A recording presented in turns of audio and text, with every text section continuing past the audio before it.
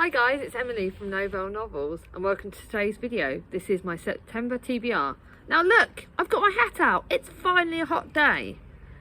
God knows what September's going to bring, but the weather in August has mainly been absolutely horrible. But it's a hot sunny day today. I thought I would film out in the garden. Hopefully the kids won't disturb me. And I would film my TBR. Now it is big, as always. There is quite a few pink book girls. Yes, I've done a bit of a pink fest. But they're all books that I really wanted to read. And September is when the kids go back to school, so I'll finally have some peace and quiet. I don't know, I think I've got Chris's birthday in September. I've got going book shopping with Charlie from my sister. And I don't know what else we've got planned. See what September brings. But September's obviously the start of the autumn months. I've got some of my autumn books that you would have seen in the autumn books for the autumn thingy that I would have filmed. So yeah, I will try and remember to link that video down below, but apparently I'm bad at remembering to link videos. But I've decided I'm going to do it first. Let's see if the TBR jar is going to be nice to me. I just decided I want to get this done. I don't even think I look great. There you go, let's have a look, Oh, that's the one I picked, so that's it. Let's see what's the TBR. Oh, this is actually one it's kind of a reread. No, it isn't actually. I've not read this. It's On the Come Up by Angie Thomas. So it's a bit of my battered copy, but I've read a few Angie Thomases. I've read The Hate You Give, but I've not actually read On the Come Up. So that's it. That's my TBR jar pick. I love The Hate You Give. I thought it was really hard hitting and really good. I've read another one of the Angie Thomas's books. I think I've read a few of theirs. So let's just see. So I'm going to put this in a different colour because I know I like writing it down. But this one was out ages ago. It's one of her earlier books, I think. And it's about 16-year-old Brie who wants to be one of the greatest rappers of all time. It's hard to get your come up when you're labelled trouble at school and your fridge at home is empty after your mum loses her job. But Brie's success is all that stands between her family and homelessness.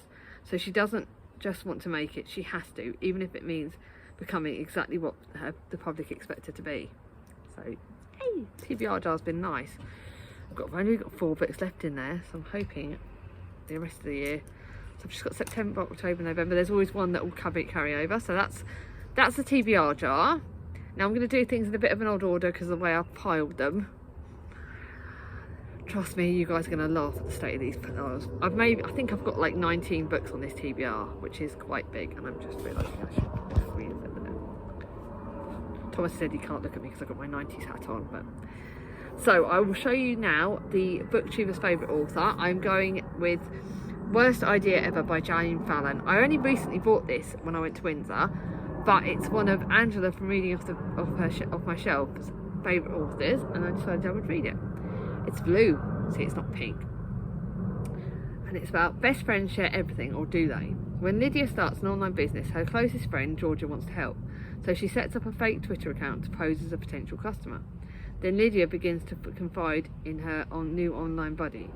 Georgia knows she must confess the truth, but she can't help herself until Lydia reveals a secret that could end their friendship and threaten Georgia's marriage. Ooh, intriguing. Hope I like this. Now to my 2 series books, which are next. One's yes, it's a pink book.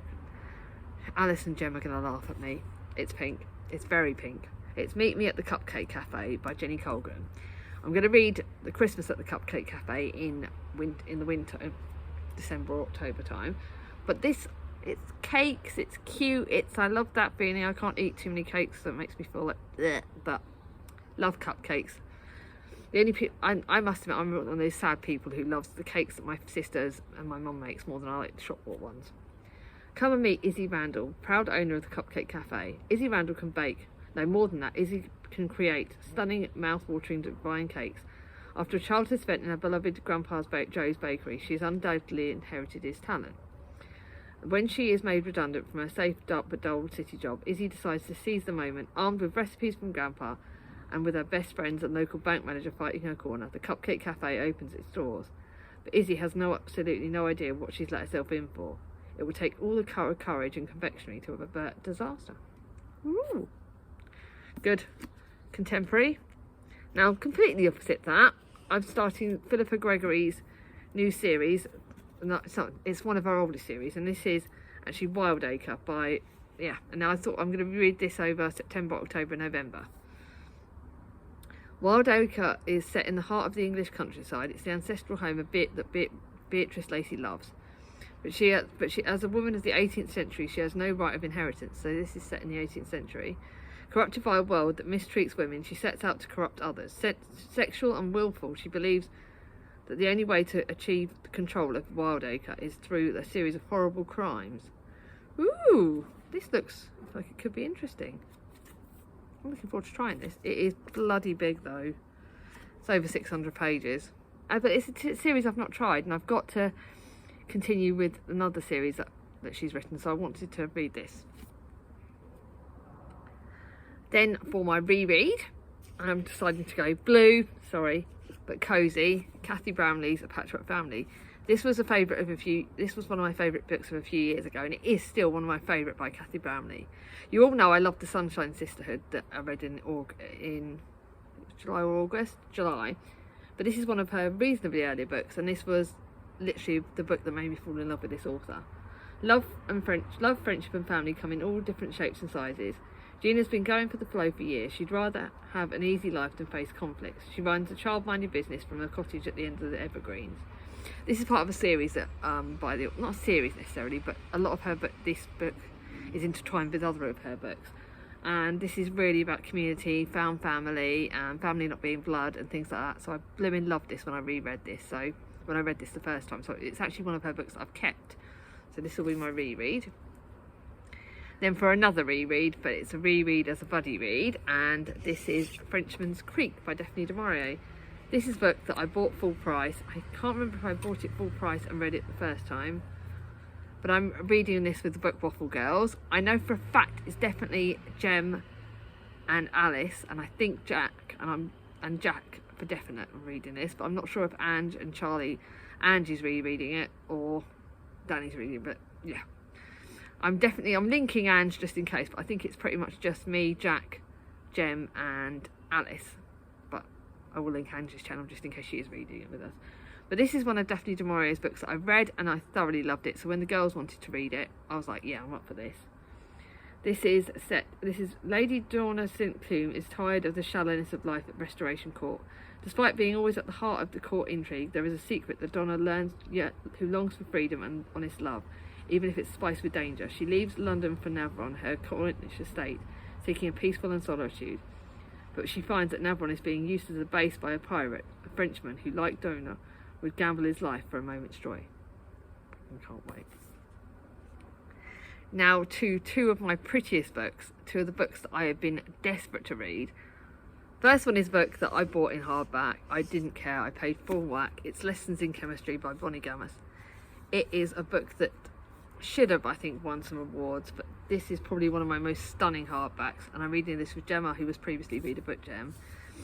Look at that. I bought it full price. I didn't wait for it to go out. I wanted to get a Waterstone special edition. I didn't care. I bought it, I think, at the start of the year. Everyone knows about Lessons in Chemistry. It's been all over BookTube this year, and it's about chemist Elizabeth Zott is not your average woman. In fact, Elizabeth Zott would be the first to point out that there is no such thing. But it's the early 1960s, and an all-male team at St. Hastings Research Institute take a very unscientific view of equality, except for one, Calvin Evans, the lonely, brilliant Nobel Prize nominated grudge holder who falls in love with, of all things, her mind, true chemistry results. Everyone knows about this, and it's supposed to be a brilliant book. Everyone's raved about this. I cannot flipping wait. Oh, it's not too long. It's about 400 pages, but it's just so pretty. Like, it's not very often you find a pretty book like this, but it is so, so pretty. I don't know when we're going to read this in a month, but I can't bloody wait. Then to another book that's literally been new out. As you would have seen, I read in August her second book in the series. This is Mrs. Porter's Calling by AJ Pierce, and this is the third in that series. It's the Dear Mrs. Bird series. I've reread the series, but okay. Again, look at the neck. Look at that. I don't know. The spine feels very tight on this, so I don't know how I'm going to read it very carefully. I'm going to have to be very careful opening it. But it's about Emmy Lake is the much-loved agony aunt of Women's Friend. She's doing a bit, but when a glamorous new owner arrives, everything changes. As the Honourable Mrs. Porter tries to charm her way round through the rest of the team, Emmy realises that she plans to destroy everything the readers love about the magazine. With happiness quickly turning into heartbreak and war still raging in Europe, will Emmy and her friends find the inner strength they need to keeping on and save the magazine they love? I'm budgie reading this with the lovely Berna from Berna's Bookshelves. She's loved this series. I love this series. I think Jack wants to read this as well, so I really hope it just stunning. Now I'm going to move these books carefully over, and I'm hoping they don't stack on me, because I'm not. Right, so I've got the first three of books that I've spoken about in my autumn books to be read, so I'm not going to speak about them too much. The first is The Poison Heart by Kaylin Byron. I loved Cinderella is Dead by this author. I've spoken about it a lot it's like a YA fantasy. To break an ancient curse, she must let her powers bloom. Briselis has a gift. She can grow an apple tree from a seed and a heartbeat, and flowers bloom at her touch. But when she inherits an old house, she suddenly has the privacy to test her powers for the first time. Looks really, really, really good. I can't wait. I picked this up in a charity shop and it looks gorgeous. Then to a book that my sister Charlie from Charlie Book Reads gave me, and this is The Wild Folk by Sylvia Van Listering. I think Jack's read it. In the land of Fellerone, city boy Tim and country girl Comfrey are guided on a quest by two young hares. Their task is to save the mystical wild folk from destruction. But the wild folk don't trust humans, and the children face impossible challenges and meet extraordinary creatures as they battle to save the land they love. Flipping amazing. What middle grade fantasy. So I've got YA middle grade fantasy. I am well excited. Cannot wait to read that. Then to another book that my sister Charlie got me she gave me in December, and this is Overstory by Richard Powers. I don't know anything about this. It was shortlisted for the Man Booker Prize in 2018. An artist inherits 100 years of photographic portraits, all of the same doomed American chestnut tree. A hard-playing undergraduate in the late 1980s electrocutes herself, dies, and is sent back into life by the creatures of the air and light. So this is the story of 5 other strangers summoned in different ways to the natural world.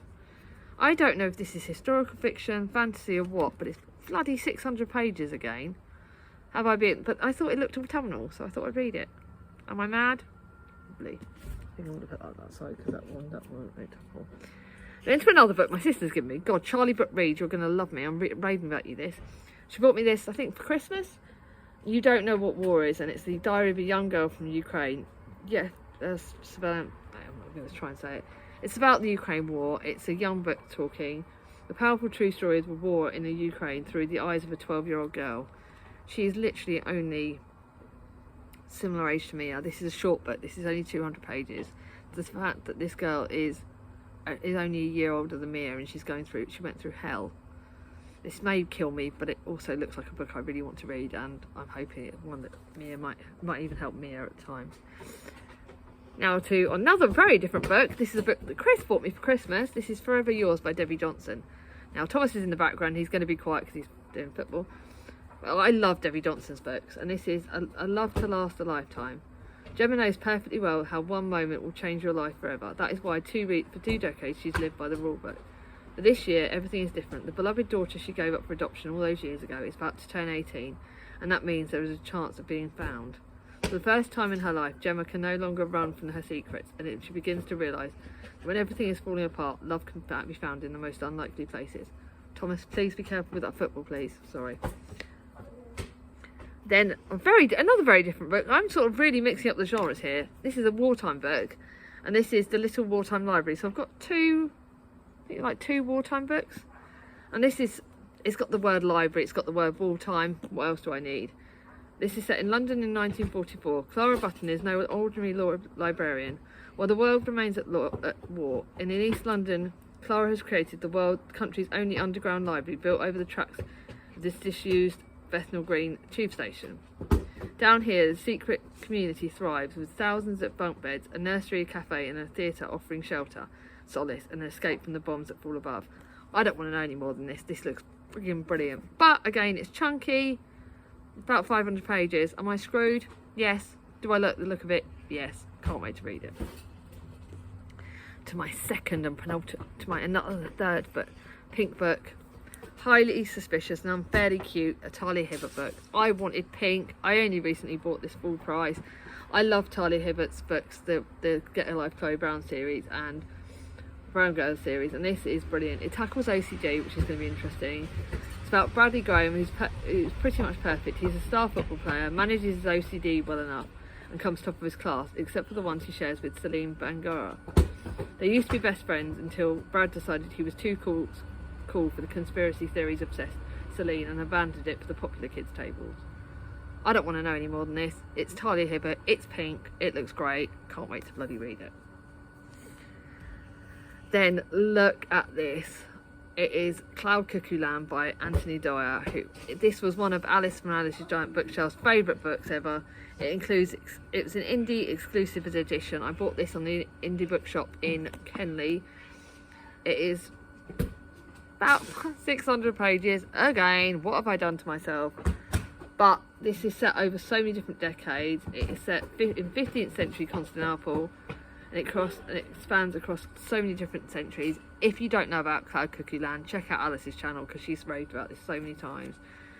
It is literally an amazingly gorgeous book, and I bought it full price at an indie bookshop. It is stunning. I cannot wait to flip and read it. Then to a book that is going to apparently break me, kill me and rip me to shreds, but everyone has asked me why I haven't read this. This is Sorrow and Bliss by Meg Mason.